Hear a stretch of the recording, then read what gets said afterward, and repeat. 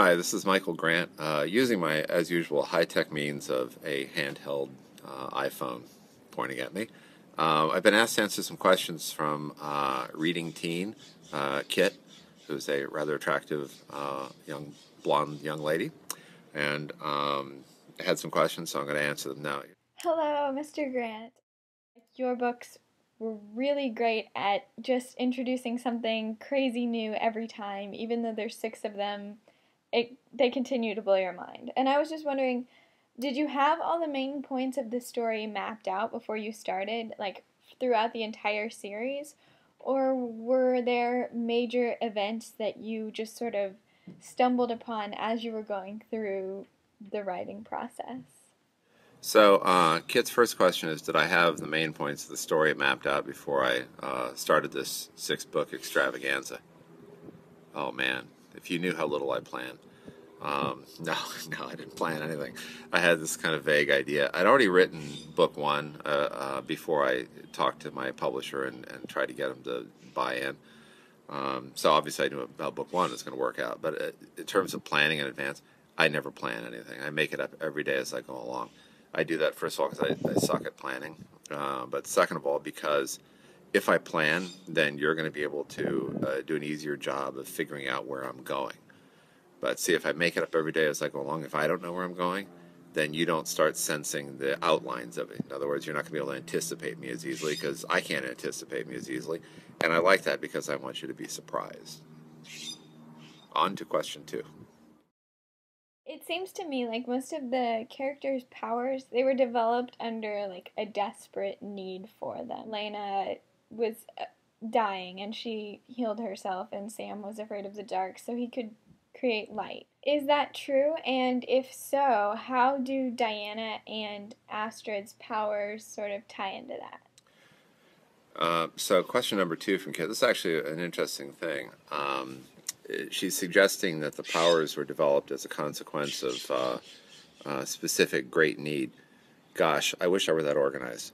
I mean, sometimes kind of yes, but more that I was using things like Sam's fear of the dark or Lana's terrible injuries after the truck went off the road to kind of highlight the eventual ability.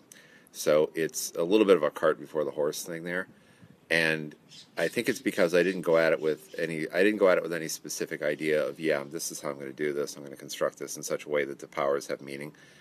I almost wanted them to feel more random. So in some cases they do seem to be a case of, well, this character is in desperate need of this and therefore has it. But that was never deliberate on my part. That may have, but I can understand why it seemed that way. Yeah. There really don't seem to be many little kids who have powers in the book. And I was just wondering if that tied into not having the desperate need or if it was because of less time being exposed to the radiation or if it was something completely different.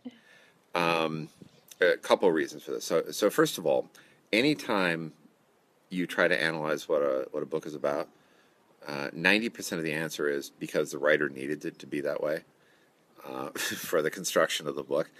So I know you take courses in school. I did, in which you try to analyze books and talk about what the writer was really thinking. I'll tell you right now, 90% of what the writer is really thinking is, I need this to happen for the story to work. So we usually go at these things kind of in a very pragmatic sort of, I need this. This has to be there because this is how it works, or because that's what the audience is going to need in order to understand things, or any number of reasons. But they kind of like not grand visionary reasons, but more pragmatic reasons, let's say. So the reason that so few young characters have great powers is because I can't use the young characters as well. It's as simple as that. They're not as useful to me in telling the story as the older characters, especially since this is YA, a young adult, and I'm pitching it pretty far to the edge of YA, quite frankly. So I do have, obviously, there's little Pete who has immense powers, and I've had others at various times kind of come and go. Bug being an example, but yeah, I just didn't find them as useful because they don't play into the romantic subplots. They don't play into the leadership roles, within the group. It's hard to picture, a 6-year-old or a 3-year-old being part of the toing and froing, within the phase. So as a practical matter, I just didn't go there as much, just because I would have had a hard time figuring out how to work them in, I guess. Have you ever gotten really angry with any of your characters from the Gone series? Have I ever gotten really angry at any of the characters? Um, Let me put it this way: they're a little bit. They're like employees. It's like I hire them, to do a job, and when they fail to do the job for me, well, it's obviously my fault, but I blame them. So, for example, I just wrote myself into a corner. I felt like with Mary, and had to get rid of her. she just wasn't. She wasn't getting the job done for me anymore. So, having run out of storyline for her, I don't want to have a spoiler in case you haven't read that book, but things don't go well for Mary. Um, Beyond that, like, do I ever get mad at the villains or anything for being bad? No, man, I love the villains. For example, I love Kane, I love Drake. I mean, these guys are great. Um, there's a bizarre light shining on my face in there. How about if I go back here? That's better. Yeah. Um, I'm talking like there's somebody else here. There isn't. It's me. Here, watch. I'll show you where I am. This is right down here. See, that's me looking at that's my computer. That's Kit. She's in freeze frame right now, and that's what I'm looking at out there. Okay, so as you can see, there's nobody else here. Just me, a crazy man sitting on his deck talking to his telephone. Um, do I ever get really mad at any characters? No, not really. They become more or less useful to me. Let me put it that way. And if they're less useful to me, then I stop writing about them. And if they're more useful to me, then I keep them.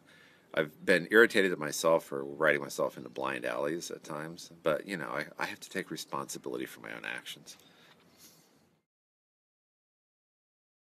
I'll be back in a second.